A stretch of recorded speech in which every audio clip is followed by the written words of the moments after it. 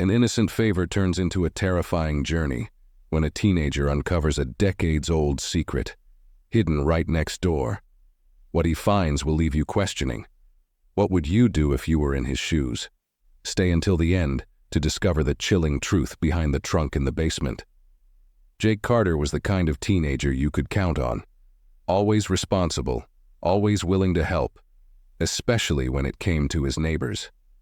Growing up in a small, quiet community where everyone knew each other, Jake was used to lending a hand, whether it was mowing lawns, helping with groceries, or even babysitting. His mother, working long hours as a nurse, had instilled in him the value of helping others. It wasn't unusual for him to spend his weekends doing odd jobs around the neighborhood, especially for Mrs. Wilkins, the elderly woman who lived next door. Mrs. Wilkins had been there for as long as Jake could remember. She was quiet, kept mostly to herself, and didn't come out much. Her house, though a little worn with age, always seemed perfectly kept on the outside. Inside, however, no one really knew. Mrs. Wilkins rarely invited anyone in, and even when she spoke to neighbors, it was usually short and polite. Jake had always been curious about her, but never pried. After all, she was just a sweet old lady who sometimes needed a bit of help. One Saturday afternoon, as Jake was raking leaves in his yard, Mrs. Wilkins appeared at her front door. She waved him over, her frail hand barely able to lift a watering can she was carrying. "Jake, dear, would you mind giving me a hand with something inside?" Her voice was soft, but there was a slight tremor in it, one that Jake hadn't noticed before. She sounded nervous, almost hesitant, as if asking for help was somehow troubling her. Jake, ever the helpful neighbor, smiled. "Of course, Mrs. Wilkins. What do you need?" "I just need some help moving a few things down in the basement," she replied, her eyes avoiding his. She opened the door wider and motioned for him to come inside. Jake hadn't been inside Mrs. Wilkins's house in years. The last time was when he was much younger, delivering a plate of cookies his mother had baked. Stepping inside now, he noticed how dark the house was. Heavy drapes covered the windows, and the air smelled slightly musty, like it had been a while since fresh air had circulated through the rooms. The furniture was old but well-maintained, the kind of pieces that had probably been there for decades. As they made their way through the narrow hallway, Jake noticed something odd. Mrs. Wilkins kept glancing back at him, her hands fidgeting nervously. There was something in her expression that didn't sit right with him, something she wasn't saying. They reached the basement door at the end of the hall. The door was bolted shut with not one, but 3 heavy locks. Jake's eyebrows furrowed as he watched Mrs. Wilkins pull out a set of old, rusted keys from her pocket, her hands shaking as she unlocked each one. "I know it seems strange," she said quietly, "but I've always been careful about who goes down there. It's just, well, some things are better left alone." Her voice trailed off, and Jake felt a small chill run down his spine. There was something unsettling about her words, but he shrugged it off. He was just here to help, after all. The basement door creaked open, revealing a steep set of stairs descending into the darkness below. A faint, damp smell wafted up, and Jake hesitated for a moment at the top. Mrs. Wilkins didn't say anything. She simply gestured for him to go ahead. Her face was hard to read, but Jake could see the tension in her posture. "I'll turn on the light for you," she said, flicking a switch on the wall. A single dim bulb flickered to life, casting long, eerie shadows down the staircase. Jake swallowed and started down the stairs, each step creaking beneath his weight. The air grew colder the further he descended, and the musty smell became stronger. When he reached the bottom, he found himself standing in a large, unfinished basement. The concrete floor was cracked in places, and old wooden shelves lined the walls, filled with various boxes, tools, and what looked like antique furniture draped in dusty sheets. At first glance, nothing seemed out of the ordinary. It was just a cluttered basement like many others, filled with decades' worth of forgotten items. But something felt off. Jake couldn't shake the strange feeling that had settled in his gut since he entered the house. He glanced back at Mrs. Wilkins, who was still standing at the top of the stairs watching him. "What do you need me to move?" Jake asked, his voice echoing slightly in the cold space. Mrs. Wilkins pointed to an old trunk in the far corner of the room. "That trunk there. I need to get rid of some things in it, but I'm not strong enough to move it anymore." Jake nodded and made his way over to the trunk. It was large and looked ancient, the kind you'd expect to see in a movie, filled with hidden treasures. It was covered in a layer of dust so thick he could barely see the details of the wood. As he reached out to grab the handles, his hand brushed against something cold. Metal. Jake paused, wiping away the dust to reveal the top of the trunk. His heart skipped a beat when he saw what was underneath. There, on the surface, was a large, rusted police evidence tag, barely legible under the years of grime. "Mrs. Wilkins," Jake called out, his voice tinged with confusion. "Why does this have an evidence tag on it?" Mrs. Wilkins didn't respond immediately. When Jake turned to look at her, she had gone pale, her lips pressed tightly together. Her hands were gripping the railing at the top of the stairs as if she needed it to steady herself. She started, her voice weak. "That trunk, it's from a long time ago.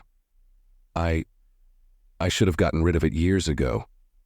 Jake felt a surge of unease. He stared at the trunk, the weight of the situation settling in.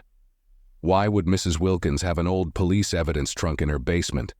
His mind raced with questions, but before he could ask any of them, Mrs. Wilkins finally spoke again, her voice barely above a whisper.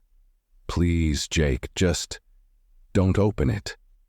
Her words hung in the cold air, and suddenly Jake realized there was more to Mrs. Wilkins and her past than he had ever imagined. Jake stood frozen in place, his hand still resting on the old trunk. Mrs. Wilkins's words echoed in his mind. "Don't open it." He could feel the weight of her plea, but his curiosity gnawed at him. Why would she have a police evidence trunk in her basement? And what could possibly be inside that was so important she'd kept it locked away for all these years?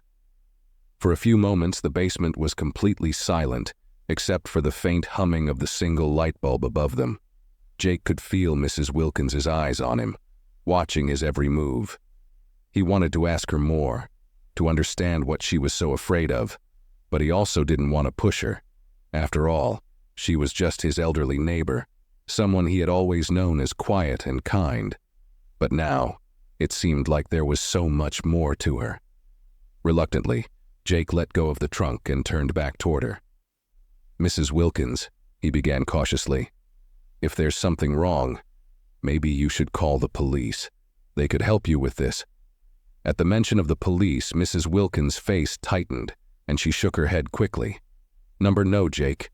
You don't understand," she said, her voice trembling. "The police, they can't help me now, not after all these years." Jake frowned, stepping closer to the foot of the stairs. "What do you mean? What happened?" For a moment, it seemed like Mrs. Wilkins might not answer. She gripped the stair railing even harder, her knuckles turning white.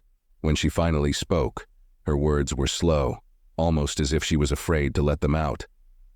"That trunk, it's all that's left of something terrible, something I tried to forget." Her voice cracked, and Jake noticed tears welling up in her eyes. "But forgetting doesn't make it go away. I thought if I kept it locked up, if I didn't touch it, then maybe it would just disappear." Jake's mind raced as he listened. Whatever was inside the trunk clearly had a deep, painful history for Mrs. Wilkins. It wasn't just an old piece of furniture or some forgotten family heirloom. There was something much darker here, something that had haunted her for years. "What's in the trunk?" Jake asked quietly, not sure if he really wanted to know the answer. Mrs. Wilkins didn't respond immediately. Instead, she took a shaky breath, her eyes staring blankly into the basement as if she was seeing something from a long time ago. "Years ago," she began, her voice barely above a whisper. "When I was younger, I witnessed something horrible. I didn't know what to do. I was scared. So I kept it hidden. I thought I could protect myself, protect others. But now, after all this time, I realize it was a mistake. Jake's heart pounded in his chest. He was standing in the middle of something far bigger than he had anticipated. The mystery surrounding Mrs. Wilkins, the basement, and the trunk felt overwhelming. "What did you see?" he asked, his voice barely steady. Mrs. Wilkins' eyes finally met his. There was a deep sadness there, mixed with years of regret. "It's not just what I saw, Jake. It's what's inside that trunk. It's the reason I've been living in fear all these years." Jake felt a chill run through him as the gravity of her words sunk in. Whatever Mrs. Wilkins was hiding, it was enough to keep her living in fear for decades. And now, he was standing in front of the very thing she had kept locked away for so long. Jake could feel the weight of his decision pressing down on him as he stood next to Mrs. Wilkins. The trunk, old and unassuming to anyone else, was now the focal point of something much bigger and much darker than he had ever imagined. He glanced at Mrs. Wilkins, her face a mask of fear and regret, and knew there was no turning back. "Okay," Jake said, his voice firm despite the knot tightening in his stomach. "Let's open it." Mrs. Wilkins flinched at his words, but after a long pause, she nodded. Her hands were shaking as she bent down and slowly lifted the latch on the trunk. The sound of the rusted metal creaking echoed through the basement, sending another chill down Jake's spine. He watched her struggle with the lid, and after a moment of hesitation, he stepped forward to help. Together, they lifted the heavy lid, the musty air escaping from inside, as though it had been trapped for decades. Dust swirled in the dim light, and Jake felt his heart racing as he peered into the dark, shadowy interior of the trunk. At first glance, it didn't look like much, just a jumble of old, faded papers, yellowed with age. But as Jake reached inside, his hand brushed against something solid. He pulled it out slowly, revealing an old leather-bound notebook. The cover was cracked and worn, the edges of the pages frayed. Mrs. Wilkins gasped when she saw it. That was the beginning of everything," she whispered, her eyes wide with a mixture of fear and sorrow. "I never meant to get involved. I didn't know what I was seeing until it was too late." Jake opened the notebook carefully, the pages brittle in his hands. The writing inside was cramped and messy, but it was still legible. He scanned the first few lines, his brow furrowing as he realized what he was looking at. "This is a log," Jake said, his voice low. "Names, dates, locations." "What is this?" Mrs. Wilkins clasped her hands together, wringing them nervously. "It's a record," she said softly. "A record of what those men did. It wasn't just ordinary crime. They were into something terrible, something bigger than I could ever understand." Jake's eyes moved across the names on the page, unfamiliar, yet somehow ominous. He could feel a sense of dread creeping into his chest as he realized these weren't just random people. These were individuals who had likely been caught up in whatever dark world Mrs. Wilkins had stumbled upon all those years ago. As he flipped through the pages, something caught his eye. An entry dated nearly 30 years ago, written in the same messy handwriting. Jake read it aloud, his voice barely above a whisper. "March 12th. She saw too much. The old woman knows. Must decide what to do." Jake's blood ran cold as the realization hit him. "Is this about you?" he asked, turning to Mrs. Wilkins. She nodded, tears welling up in her eyes. "I didn't mean to get involved, Jake. I didn't mean to see what I saw. But they knew. They knew I had seen too much. They threatened me, told me to keep quiet or else." Her voice broke and she wiped her eyes with the back of her hand. Jake felt a surge of anger at the thought of her living in fear for all these years, hiding away in her house, carrying the weight of whatever terrible secret was hidden in that notebook. He wanted to tell her it was okay, that they could go to the police and everything would be fine.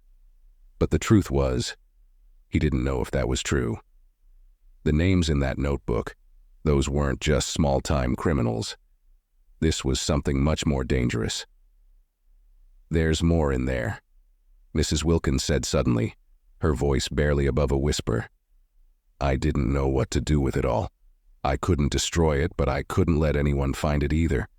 That's why I kept it all down here." Jake hesitated, then reached back into the trunk. His fingers grazed another object, cold, metallic. He pulled it out and his breath caught in his throat. It was a gun. The weight of the discovery hit him like a punch to the gut. Whatever Mrs. Wilkins had been hiding, it wasn't just old papers and logs. It was something far more sinister. And now there was no going back. They both stared at the gun in Jake's hands, the reality of the situation settling in like a heavy fog. The basement felt colder than ever, and Jake's mind raced with questions, but one thing was clear. This was only the beginning. "Jake," Mrs. Wilkins whispered, her voice trembling, "I'm so sorry. I should have told someone. I should have done something, but now, I don't know what to do." Jake's grip on the gun tightened. He didn't know what to do either. For a long moment, Jake and Mrs. Wilkins just stood there, the silence between them growing heavier with each passing second. Jake's hand still gripped the cold metal of the gun, the weight of it foreign and unsettling. He had never held a gun before, and the reality of what it symbolized made his stomach churn. He placed it carefully on the dusty floor, unable to look at Mrs. Wilkins as he tried to process everything. Mrs. Wilkins sank onto a nearby wooden crate, her frail frame trembling. The years of secrets, the guilt, the fear, it was all catching up with her, and Jake could see it in her eyes. He felt a pang of sympathy for her, realizing that she had been living in this prison of silence for decades, too afraid to tell anyone the truth. "I didn't want any of this," she whispered, her voice barely audible. "I was just a bystander, Jake. I didn't know those men were dangerous until it was too late, and once I knew, I couldn't escape. They made sure of that." Jake could barely hear her over the pounding of his own heartbeat. He tried to think logically, but his mind was a mess of conflicting thoughts. What had Mrs. Wilkins really witnessed all those years ago? And how deep did this go? More importantly, how had she managed to hide it for so long? Who were they? Jake asked quietly, though he wasn't sure if he wanted the answer. Mrs. Wilkins rubbed her hands together, as if trying to warm them. "They weren't just criminals, Jake. They were connected to something bigger, an organization. I don't even know the full extent of it. I was just in the wrong place at the wrong time. When I saw what I saw, they threatened me, told me that if I spoke up, my life would be over." Jake's stomach twisted. He knew Mrs. Wilkins was telling the truth. There was too much pain and fear in her voice for this to be anything but real. She wasn't just a scared old woman. She was someone who had lived in fear of dangerous people for most of her life. "Why didn't you go to the police?" Jake asked, knowing the answer already but needing to hear it from her. Mrs. Wilkins looked up at him, her eyes full of sorrow. "I was scared, Jake. I was so scared. I knew they had people everywhere, people in the police, in the city. If I went to the authorities, they would know. They would come after me, after my family." She swallowed hard. "So I kept it all here, thinking I could protect myself by staying quiet." Jake exhaled slowly, trying to calm the storm of thoughts in his head. He had no idea what to do. On one hand, this was clearly something that should be turned over to the police, but on the other hand, Mrs. Wilkins's fear was real, and the danger might not be in the past. What if these men, or whoever they were, still had their hooks in the city? The gun on the floor seemed to represent everything. The violence, the fear, the powerlessness.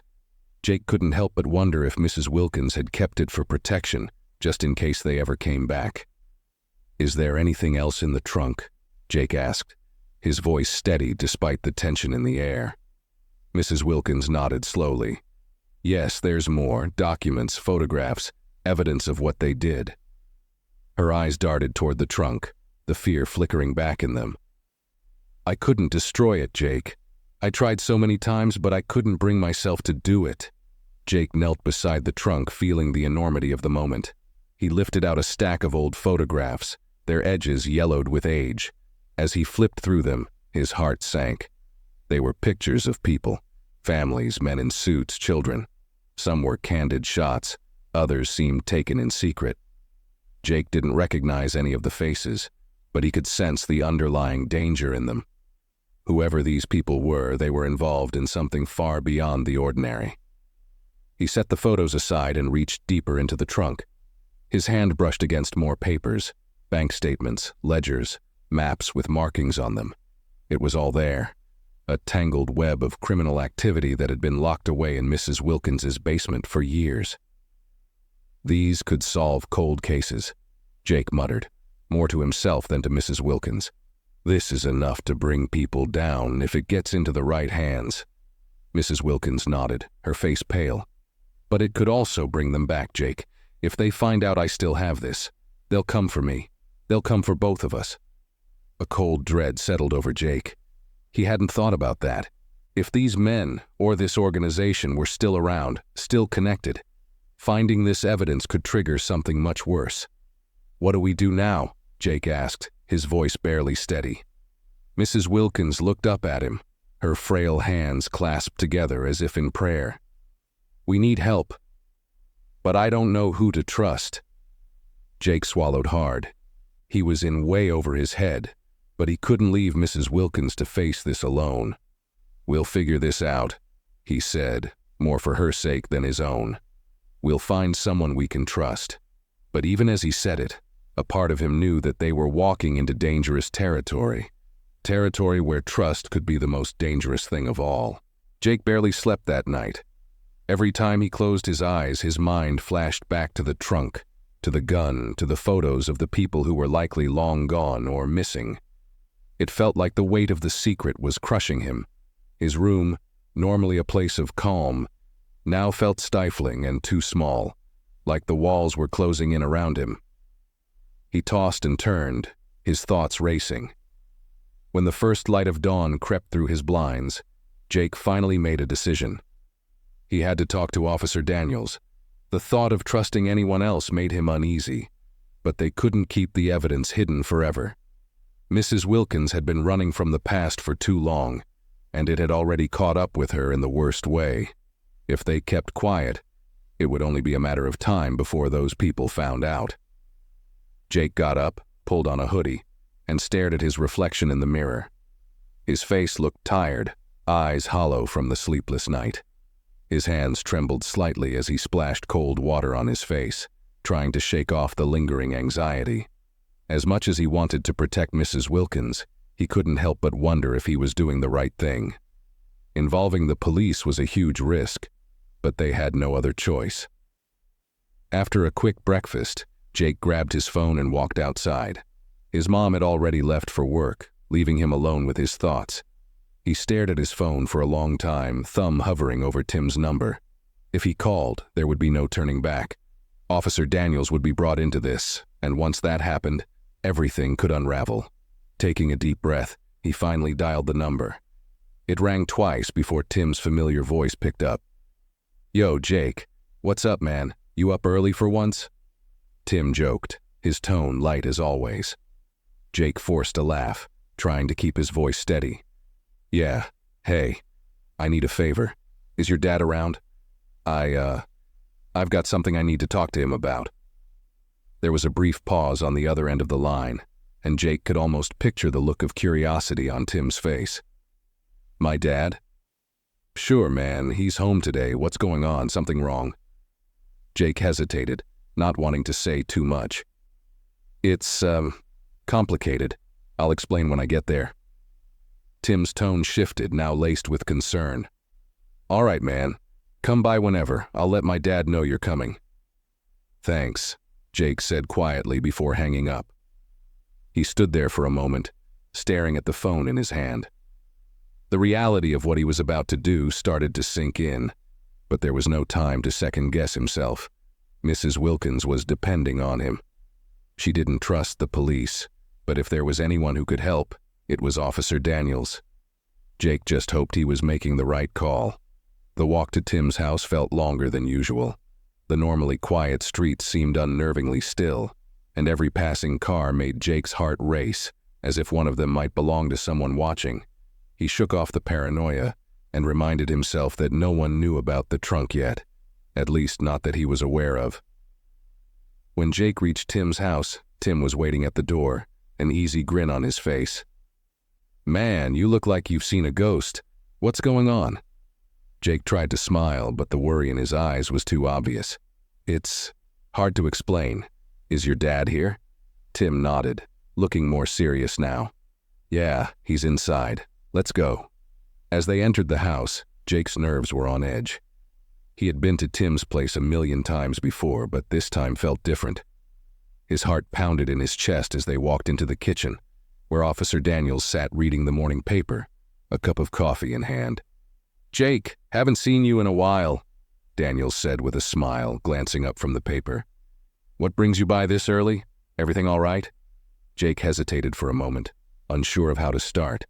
His mind raced with thoughts of the trunk, the gun, the old photographs, all the things that Mrs. Wilkins had hidden away for so long. He wasn't sure how much to say or how to explain it without sounding like a kid in over his head. But he had no choice now. He had come this far. "Actually, Officer Daniels, I need your help. I don't really know how to say this, but..." Jake took a deep breath, trying to steady his voice. "I think I found something important, and I don't know what to do about it." Daniels put down his coffee, his expression shifting from casual to serious in an instant. "All right, Jake. What's going on? You in trouble?" Jake shook his head quickly. "No, not me. It's my neighbor, Mrs. Wilkins. She's been keeping something hidden for years, and I think it's really bad. I think it could be dangerous." Daniels leaned forward, his brow furrowed. "What exactly did you find, Jake?" Jake swallowed hard, knowing this was the moment that could change everything. "It's hard to explain, but Mrs. Wilkins has this trunk in her basement. It's full of old documents, photos, evidence, I think. From years ago. There's a gun in there, too. I don't know all the details, but she's been hiding it for a long time, and she's scared. Really scared." Daniels didn't say anything for a moment, letting the weight of Jake's words sink in. He exchanged a glance with Tim, then back at Jake, his expression growing more serious. "Jake, are you sure about this? You're telling me your neighbor has evidence of a crime hidden in her basement? And a gun?" Jake nodded. "Yeah. I know it sounds crazy, but she's been living in fear for years. She says she was a witness to something bad, and now she's afraid the people involved are still out there. She didn't want to go to the police, but I didn't know who else to turn to." Daniels leaned back in his chair, his face thoughtful. "All right. If what you're saying is true, this is serious. I'm going to need to see it, Jake. And we'll need to do this carefully, understand? If this really is connected to something bigger, we can't risk spooking anyone involved." Jake nodded, feeling a small sense of relief that Daniels was taking him seriously. But at the same time, a new sense of dread settled over him. He had just set something in motion, and whatever happened next was beyond his control. Officer Daniels leaned forward, his gaze locked on Jake. "We'll go over to Mrs. Wilkins' house, but we need to be discreet. If what you're saying is true, the last thing we want is to alert anyone who might still be watching." Jake nodded, a knot forming in his stomach.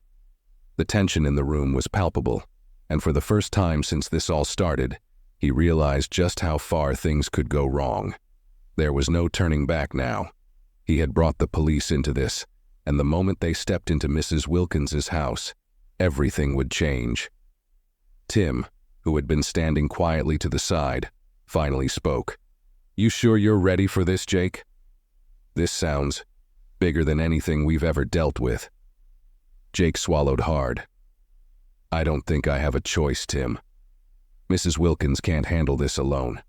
She's been hiding in fear for too long." Officer Daniels stood up, grabbing his jacket and a small notepad from the kitchen table. "All right, Jake, we'll go over there now. But I need you to understand, once we get involved, we're going to have to follow protocol. If this leads to a larger investigation, it's not going to be easy for your neighbor or anyone else caught up in it. Are you sure she's ready for that?" Jake hesitated. The weight of Officer Daniels' words sank in. Was Mrs. Wilkins truly ready to face the consequences of what had been hidden for so long? He wasn't sure, but he knew one thing. She couldn't keep running from this. "She doesn't have a choice anymore," Jake said quietly, more to himself than to Daniels. "Let's go." The walk back to Mrs. Wilkins's house felt like a countdown to something inevitable. Every step felt heavier, as if the world was pressing down on him with each passing second. When they arrived at her front door, Jake hesitated, his hand hovering over the doorbell. Would Mrs. Wilkins be ready for this? Would she even let them in? After a moment of hesitation, Jake rang the doorbell. They waited in silence, the tension thick in the cool morning air. Finally, the door creaked open, and Mrs. Wilkins appeared. Her face was pale, and her eyes were red, as if she hadn't slept at all since Jake had left the night before. "Jake," she said softly, her voice trembling. Then her eyes shifted to Officer Daniels standing beside him, and her expression tightened. "Who is this?" Jake took a deep breath. "Mrs. Wilkins, this is Officer Daniels. He's someone I trust," I told him. "About the trunk. We need help, and he's the only person I thought we could trust." For a moment, Mrs. Wilkins looked as if she might slam the door shut. Her eyes were wide with fear, and her hands trembled as she gripped the edge of the door. But then slowly she stepped aside, letting them inside. She led them to the basement door without saying a word. The silence between them was suffocating, and Jake could feel his heart pounding in his chest. He could tell Mrs. Wilkins was struggling with the decision to let them in on her secret, but now it was too late to turn back. When they reached the basement, Mrs. Wilkins paused in front of the door, her hand hovering over the locks. Her voice trembled as she spoke, barely above a whisper. "You don't know what you're asking for," she said, her eyes pleading with Jake. "Once you see what's down there, there's no going back." Jake's stomach twisted, but he nodded. "I know, but we can't leave it like this." With a shaky breath, Mrs. Wilkins unlocked the door, one bolt after another. The sound of the metal locks clicking open echoed in the narrow hallway, and Jake felt a chill run down his spine. When the door swung open, the familiar damp, musty air greeted them. Officer Daniels stepped forward, his expression calm but serious.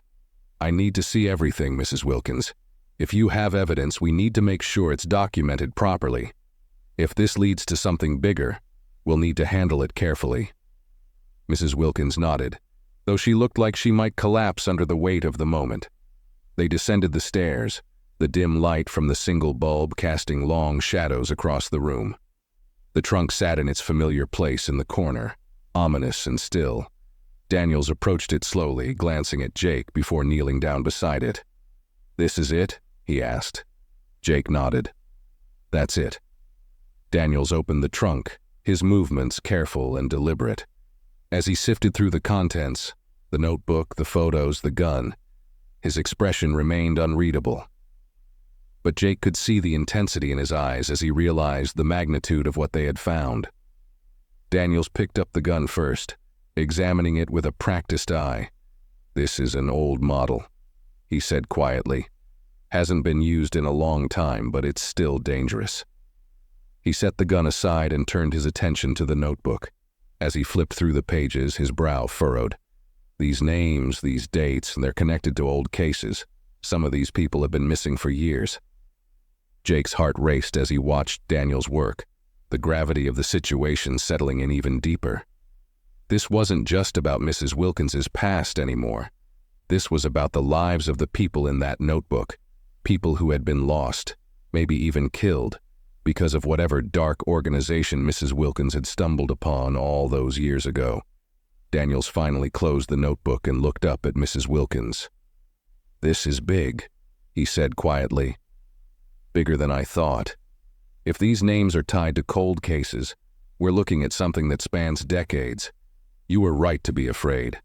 Mrs. Wilkins said nothing, her eyes glued to the floor as if she couldn't bear to face what was happening. Jake shifted uneasily. "What now?" Daniels stood up, his face serious. "Now, we have to be smart. I'm going to take some of this evidence with me, enough to start looking into these names quietly. But we can't make any noise about this until we know more. If the people behind this are still out there, we have to proceed carefully." Jake felt a pit of dread forming in his stomach. The idea of waiting, of dragging this out, made him feel sick. But he knew Daniels was right.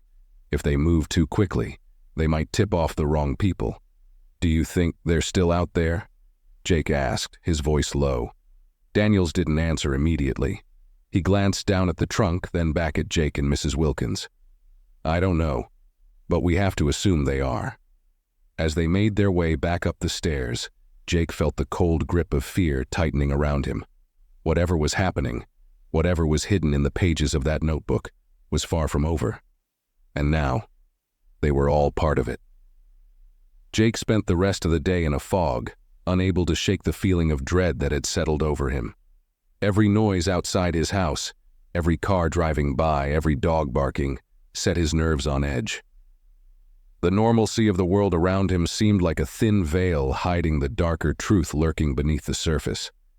When evening came, he sat at the dinner table with his mom, poking at the food on his plate, barely listening to her talking about her day at the hospital.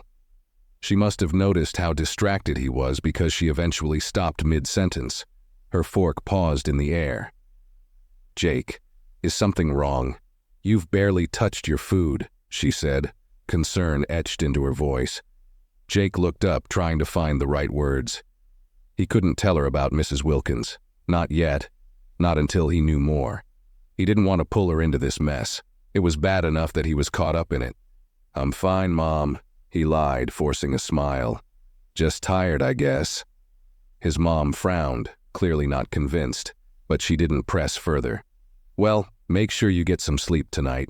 You've been looking exhausted lately. If there's anything on your mind, you know you can always talk to me, right?" Jake nodded, though the guilt gnawed at him. He hated keeping this from her, but the last thing he wanted was to make her worry or, worse, put her in danger. After dinner, Jake retreated to his room, hoping for some semblance of peace. But the moment he lay down, his mind went back to the basement, to the trunk, to the names in the notebook. He wondered what Daniels was doing now, whether he was already looking into the men from Mrs. Wilkins's past. Jake had no idea what that investigation might uncover, but the thought of it made him anxious. His phone buzzed on the nightstand, pulling him from his thoughts. It was a message from Tim. "Hey man, everything cool? My dad said you were dealing with some crazy stuff earlier." Jake stared at the message for a moment, unsure of how to respond. He and Tim had been friends for years, and normally Jake would have told him everything by now. But this was different. The stakes were too high. After a few moments, he texted back, "Yeah, just helping out a neighbor. It's complicated, I'll fill you in later." Tim responded quickly, "All right, man. Just let me know if you need anything." Jake tossed his phone back onto the bed and lay there, staring at the ceiling. The more he thought about everything that had happened, the more it all felt like a bad dream. But he knew it wasn't. It was real, and it was only going to get worse. The next morning, Jake woke up early, his mind still swirling with the events of the previous day. He couldn't stay in bed. He had to check on Mrs. Wilkins, had to make sure she was okay after everything. He quickly dressed, grabbed his jacket, and made his way across the street to her house. The air felt colder than usual, a sharp breeze cutting through the neighborhood. When Jake reached Mrs. Wilkins's front door, he hesitated for a moment, wondering if maybe it was too soon. But something inside him urged him to knock, so he did, softly at first, then a bit louder when there was no answer. Finally, the door creaked open. Mrs. Wilkins stood there, looking even more frail than the day before. Dark circles under her eyes showed she hadn't slept either, and her hands shook slightly as she opened the door wider. "Jake," she said softly, her voice hoarse. "You're here early." "I wanted to check on you," Jake said, stepping inside. "How are you holding up?" Mrs. Wilkins didn't answer right away. She moved slowly to the living room and sank into the same chair she had been in the day before, as if she hadn't moved from that spot. Jake could see the weight of the past pressing down on her, the years of secrets and fear wearing her down. "I'm fine," she finally said, though her voice lacked conviction. "I don't know what to do with myself now. After so many years, waiting, hiding. Now it's all out in the open." Jake sat across from her, unsure of what to say. He couldn't imagine what it felt like for her, living with the knowledge that dangerous people might come looking for her at any moment. The fear must have been unbearable. "Officer Daniels is looking into it," Jake said, trying to offer some reassurance. "He's going to keep it quiet for now, but he's working on it." Mrs. Wilkins nodded slowly, her gaze distant. I hope he finds something. I hope this can finally end. They sat in silence for a while, the only sound the faint ticking of an old clock on the wall. Jake felt a growing sense of helplessness. He had done everything he could, but it didn't feel like enough. They were sitting on a powder keg, and it was only a matter of time before it exploded. Suddenly, Mrs. Wilkins straightened up in her chair, her eyes wide with a new kind of fear. Jake. Jake's heart skipped a beat. What? What is it? She leaned forward, her voice barely a whisper. There was a car parked outside last night. It wasn't one I recognized. It stayed there for hours, just sitting on the street. I thought maybe I was imagining things, but now... Jake's blood ran cold. A car? Watching them? Did you see anyone in it? Jake asked, his voice tight. Mrs. Wilkins shook her head, her hands trembling even more now. I didn't go to the window, but I could feel it. They're watching, Jake. I know they are. Jake's mind raced. If what she was saying was true, if someone really had been watching the house, it meant one terrifying thing. The people Mrs. Wilkins had been hiding from all these years might already know. We need to call Officer Daniels, Jake said, his voice firm. If they're watching the house, he needs to know. Mrs. Wilkins didn't argue. She just nodded, her face pale and drawn. Jake pulled out his phone and quickly dialed Daniels' number, his heart pounding in his chest. The call connected after a few rings. Daniels, it's Jake, he said quickly. We've got a problem. Jake's heart raced as he explained the situation to Officer Daniels over the phone. He could feel the urgency in Daniels' voice on the other end of the line, the tension clear, even though he tried to keep his tone calm. A car was parked outside all night? Daniels asked. You're sure about this? Jake glanced at Mrs. Wilkins, who sat pale and trembling in her chair, and nodded. She's sure. She said it was there for hours, just sitting. We didn't recognize it. Daniels was silent for a moment, then his voice dropped. All right, Jake, I need you to stay there. Don't leave the house and don't answer the door unless it's me. I'll be over as soon as I can, but be careful. If anyone's watching, we need to assume they know something. Jake swallowed hard, his grip tightening on the phone. Okay, we'll wait. He hung up and turned back to Mrs. Wilkins. Daniels is on his way. He said we should stay inside, keep the door locked. Mrs. Wilkins nodded weakly, her gaze fixed on the window as if expecting to see that car again. Jake moved to the window, carefully pulling back the curtain just enough to peer outside. His stomach twisted with nerves, but the street was empty. Still, the feeling of being watched lingered, heavy in the air. Minutes passed, feeling like hours. The silence in the house was suffocating, each small sound making Jake's pulse race. He kept glancing at the window, every car that passed sending a jolt of fear through him. He wondered how long it would take for Daniels to arrive, and whether they had already drawn too much attention. Finally, the sound of a car pulling up outside made Jake's heart skip a beat. He rushed to the window, his breath catching when he saw Daniels' familiar black sedan. Relief flooded through him, but it was short-lived. As Daniels got out of the car and started walking toward the house, Jake noticed something else. A second car, parked at the far end of the street. The same car Mrs. Wilkins had seen.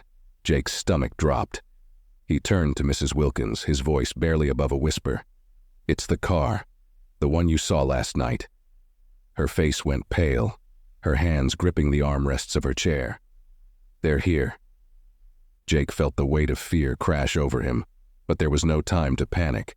He quickly unlocked the door, letting Daniels in.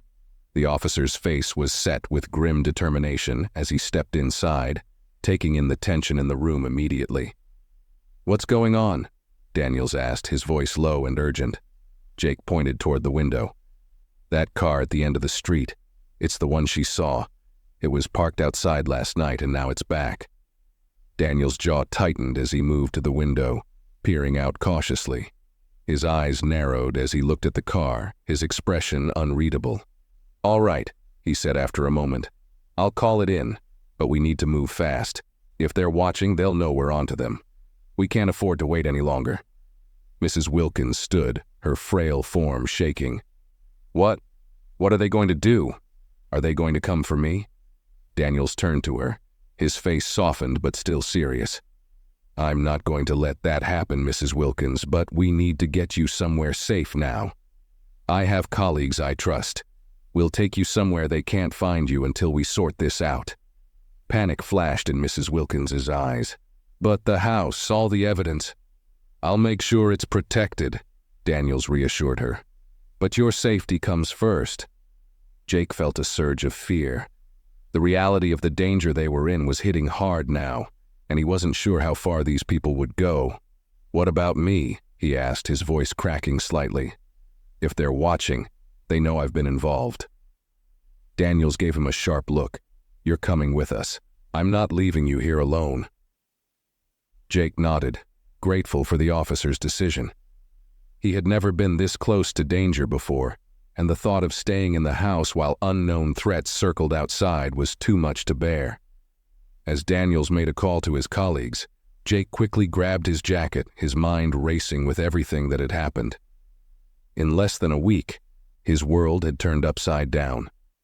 What had started as a simple act of kindness toward his elderly neighbor had become something much darker, something that had pulled him into the center of a web he could barely understand. Within minutes, a second unmarked police car arrived, pulling into the driveway without drawing attention. 2 officers stepped out, their expressions serious but calm as they quickly approached the house.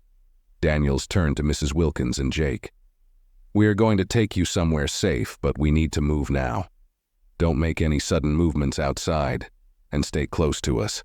Jake's heart pounded as they stepped outside. The car at the end of the street was still there, but no one seemed to be moving inside it. The officers kept their pace steady, not rushing, but Jake could feel the tension in every step.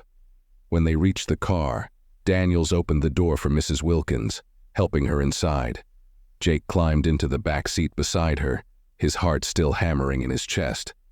As the door closed, he glanced back toward the mysterious car at the end of the street.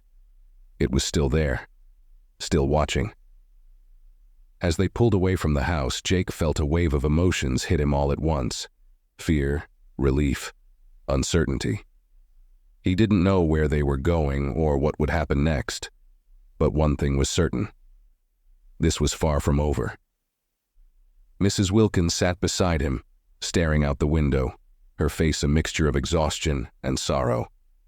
Jake wanted to say something to reassure her, but the words wouldn't come.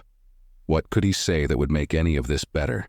Daniels drove in silence, his eyes fixed on the road ahead. Whatever investigation he was about to launch, whatever truths were about to be uncovered, Jake knew it would change everything.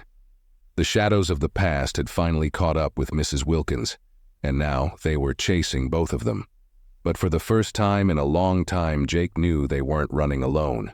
The atmosphere felt heavier as they emerged from the basement, leaving the trunk and its dark secrets behind for the moment. Mrs. Wilkins moved like a ghost, silent and frail, as if each step was draining the last bit of energy she had left. Jake's mind buzzed with 1,000 thoughts, but none of them settled long enough for him to grasp a clear picture of what to do next. Officer Daniels was now in control, but Jake couldn't shake the feeling that they were walking a fine line, one where a single misstep could spell disaster. As they reached the living room, Daniels turned to Mrs. Wilkins, his tone gentle but firm. "I need to ask you some questions. It might be difficult, but we need as much information as possible to move forward carefully. Do you feel up for it?" Mrs. Wilkins hesitated, her gaze unfocused as though she was replaying the past in her mind, weighing whether it was safe to finally speak after years of silence. She sat down slowly in her worn armchair, hands gripping the sides as if she needed the support to keep herself grounded. After a few moments, she nodded, though her eyes remained fixed on the floor. "I'll try," she whispered, her voice barely audible. Daniels pulled out his notepad and sat across from her, his demeanor calm but focused. "All right, Mrs. Wilkins, I need to know how this all started. You said you witnessed something. Can you tell me exactly what happened?" Jake watched as Mrs. Wilkins took a deep breath, her chest rising and falling slowly, the weight of the moment pressing down on her. When she finally spoke, her voice was soft, trembling with the memory of something she had buried deep inside for years. "It was the summer of 1985, she began, her voice barely more than a whisper. "I was younger then, living in a different part of the city. My husband had passed away the year before, and I was trying to keep to myself, just minding my own business. But I lived next to a group of men I didn't know, and men I didn't want to know. They would come and go at odd hours, always in fancy cars, always keeping to themselves." Her eyes clouded over as she continued, the memories seeming to pull her back to a time she had tried so hard to forget. "One night I heard shouting coming from their house. It wasn't the first time, but something about that night felt different. The shouting, it wasn't just angry, it was desperate." Jake leaned forward, listening intently, his heart pounding in his chest. He had heard pieces of this story before, but now he realized just how much Mrs. Wilkins had been holding back. "I tried not to listen," she continued, her voice shaking. "But then I heard a gunshot. I remember freezing, not knowing what to do. It was so quiet afterward, so eerie, like the world had stopped. I wanted to call the police, but I was too scared. I didn't know if they would come after me, so I stayed inside, hoping it would all just go away." Daniel scribbled notes, his expression tense but focused. "Did you see anyone leave the house after the gunshot?" Mrs. Wilkins nodded slowly. "The next morning I saw them, 3 men. They were carrying something out of the house, something large, wrapped in a tarp. I didn't know what it was, but I had a terrible feeling in my gut. They put it in the trunk of one of their cars and drove off. I didn't know what to do. I was terrified." She paused, her hands gripping the arms of the chair tightly. "That's when they came to me. 2 days later, one of the men knocked on my door. He was calm, polite even, but I could see it in his eyes. He knew I had seen something. He told me that if I kept my mouth shut, I'd be fine. But if I didn't—" Her voice cracked and she didn't finish the sentence. Jake felt a chill run through him. He could see how those words had haunted her, how they had trapped her in a life of fear and isolation. Daniels leaned forward, his voice low and steady. "Did you ever see them again after that?" Mrs. Wilkins nodded, her expression haunted. "A few times. They came and went over the next couple of years, always keeping their distance but making sure I knew they were watching. Eventually they disappeared and I thought it was over. But I kept that trunk, kept everything I could find just in case." Daniels sighed, rubbing his temples. "And the gun? Was that theirs?" Mrs. Wilkins shook her head slowly. "Number, that was mine.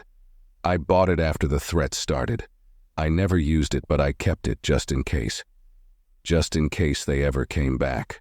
Jake's stomach churned as the pieces of Mrs. Wilkins' life slowly came together. She had lived in fear for decades, always waiting for the day those men would return, always expecting the worst. And now, by revealing the secrets she had buried, they had reopened a chapter of her life that she had tried to forget.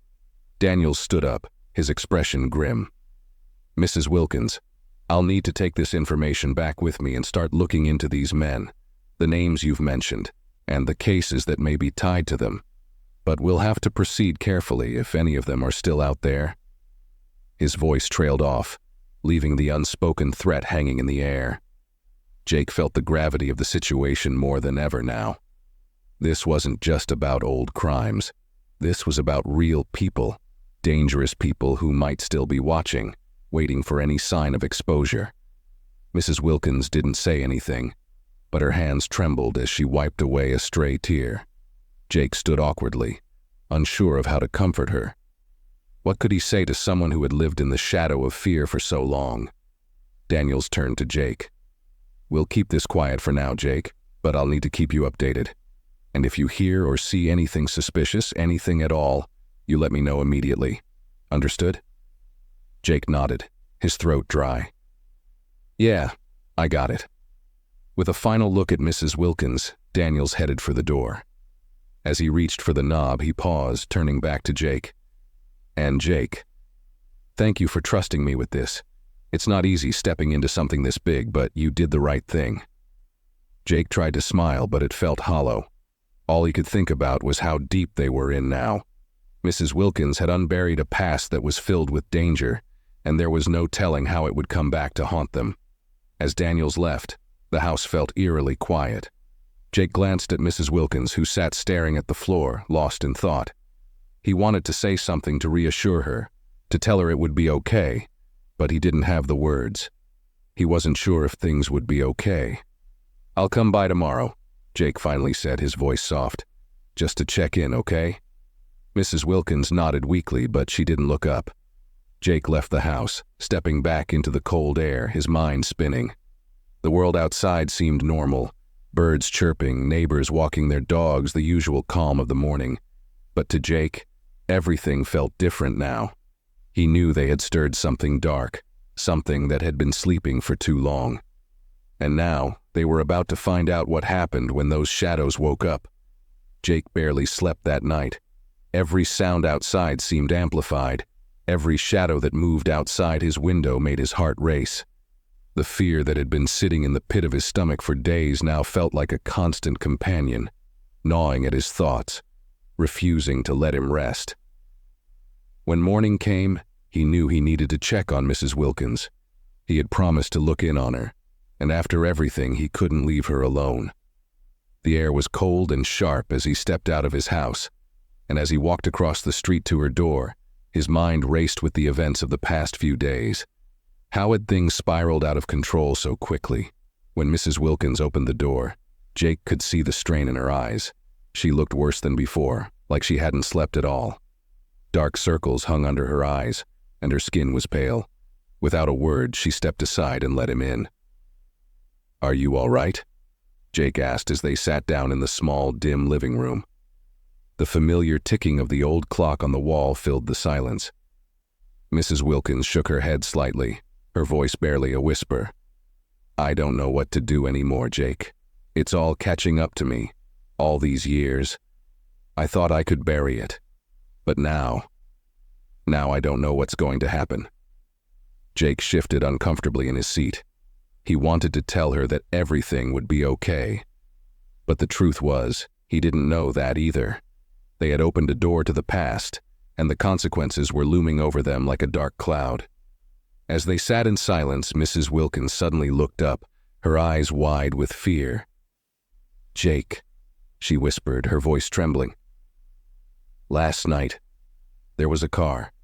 It was parked outside my house for hours. I didn't recognize it, and it didn't move. I didn't see anyone, but I know they were watching me." Jake's heart skipped a beat. "A car? Are you sure?" She nodded slowly, her hands trembling. "I didn't sleep.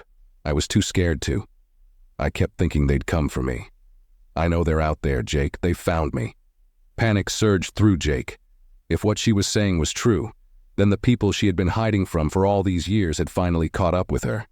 His mind raced, trying to figure out what to do next. "We need to call Daniels," Jake said, his voice urgent. "If someone's watching the house, we can't stay here. He'll know what to do." Mrs. Wilkins nodded, her face pale with fear. Jake quickly pulled out his phone and dialed Daniels' number. The phone rang twice before he answered. "Daniels," came the calm voice on the other end. "It's Jake," he said quickly. "We've got a problem. Mrs. Wilkins saw a car outside her house last night. She thinks someone's watching her." Daniels was silent for a moment. Then his tone changed, more serious now. "Stay inside. Lock the doors. I'm on my way. Do not go outside until I get there." Jake hung up and turned to Mrs. Wilkins. "Daniels is coming. We'll figure this out." But the look of fear in her eyes didn't fade. If anything, it deepened, as if she knew that this was only the beginning. The minutes dragged by as Jake and Mrs. Wilkins sat in the darkened living room, waiting for Officer Daniels. Every sound from outside made Jake's heart race, and the tension in the air felt thick enough to choke on. He glanced out the window once more, peeking through the blinds just enough to see the street. Empty, but the silence made him feel even more on edge. Finally, the sound of a car pulling up outside cut through the tension. Jake's breath caught in his throat as he rushed to the window. Officer Daniels stepped out of his black sedan, but Jake's relief was short-lived. Just as Daniels approached the house, another car caught his eye. Parked at the far end of the street, it sat there, idle. The same car Mrs. Wilkins had mentioned. Jake turned to her, his voice low and urgent. "It's the car. The one you saw." Mrs. Wilkins' face paled even more, and her hands gripped the arms of the chair. "They're here." Panic surged through Jake, but he forced himself to stay calm. "Daniels is here. He'll help us." He hurried to the door, unlocking it just as Daniels knocked. The officer stepped inside, his expression tense. "What's going on?" Jake pointed toward the window. "That car, it's been there since last night. Mrs. Wilkins saw it, and now it's back." Daniels's face hardened as he moved to the window, peering out cautiously. His eyes narrowed as he looked at the car, but he didn't say anything. Instead, he turned back to Jake and Mrs. Wilkins, his tone serious. "We need to move fast. If they're watching, we can't afford to stay here. I have officers on their way, but we need to get you out of here now." Mrs. Wilkins stood, her body shaking. "Where will we go? What if they follow us?" "I won't let that happen," Daniels said firmly. "I have a safe place we can take you, somewhere they won't find you. But we need to leave now." Jake's stomach churned with fear. This was all happening too fast, too real. But there was no time to hesitate. They needed to move. Within minutes, another police car arrived, 2 plainclothes officers stepping out. They moved quickly and quietly, keeping an eye on the car at the end of the street. Daniels led Mrs. Wilkins and Jake outside, keeping them close as they made their way to the unmarked vehicle. Jake glanced back at the car parked down the street, and for a moment he thought he saw movement inside. His heart raced, but he forced himself to look away, focusing on getting into the car safely. As the door closed behind him, Jake let out a shaky breath. Mrs. Wilkins sat beside him, her hands trembling in her lap, her face etched with fear and exhaustion. Jake didn't know what to say to her. He didn't know if anything could make this right. Daniels climbed into the front seat, his face set with determination. "We're getting out of here," he said, his voice steady. "I'll make sure they don't find you again." As the car pulled away from the curb, Jake felt a weight lift off his shoulders, but the fear still lingered. The car at the end of the street remained in place, watching, waiting. But they were safe now, at least for the moment. Mrs. Wilkins stared out the window, her eyes distant, lost in thought. Jake wanted to reassure her, to tell her that everything would be okay, but the words wouldn't come. He didn't know if they would be okay. The car sped down the street, leaving behind the house, the past, and the shadows that had haunted Mrs. Wilkins for so long. But as they drove, Jake couldn't shake the feeling that this wasn't over. The secrets they had uncovered were too big, too dangerous, and the people who had been watching them wouldn't give up so easily. For now, though, they were safe, and that was all Jake could hold on to as they drove away into the unknown. If you enjoyed this story, please consider subscribing to my channel. I work hard on these stories, and your support means a lot to me. Thank you for being part of this journey.